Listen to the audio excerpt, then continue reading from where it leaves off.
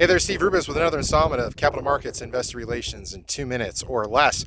Today we're on location in Crow Agency, Montana, the home of the Little Bighorn Battlefield National Monument. And in today's video, I want to talk about what George Armstrong Custer and the 7th Cavalry can teach public company executives about crisis communications and how to act in a crisis. And what's interesting about the situation of General Custer and the 7th Cavalry is there were two major issues. One, they underestimated the size and severity of the situation, which led to mistake number two, underestimating how quickly the situation would deteriorate into a complete debacle or wipeout. And what's so interesting is that General Custer attacked the Native Americans in the tree line down here, thinking it was a smaller forest or a smaller village. And what's so deceptive is, as you look at the terrain of the battlefield, it's hilly, although you think it's flat, but it's very hilly, steep grades, and it's a really hard fight to move from that tree line all the way up to Last Stand Hill in over 100-degree heat.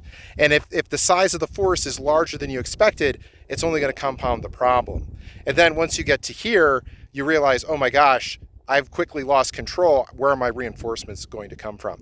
And this is what's so important for public company executives that are facing a crisis, whether it's an accounting scandal, an FDA rejection, a short attack, whatever it may be.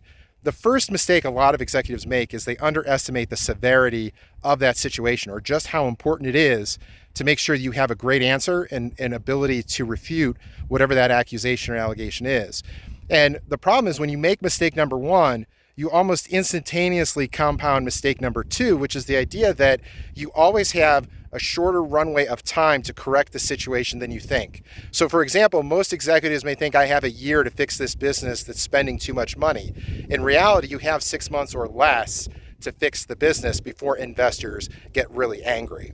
And then the third corollary that I would give you is to kind of really illustrate the sense of desperation and just how palpable it was in the battlefield. As the battle wore on, the cavalrymen shot their horses to build breastworks and ramparts to protect themselves from the onslaught of the Native Americans.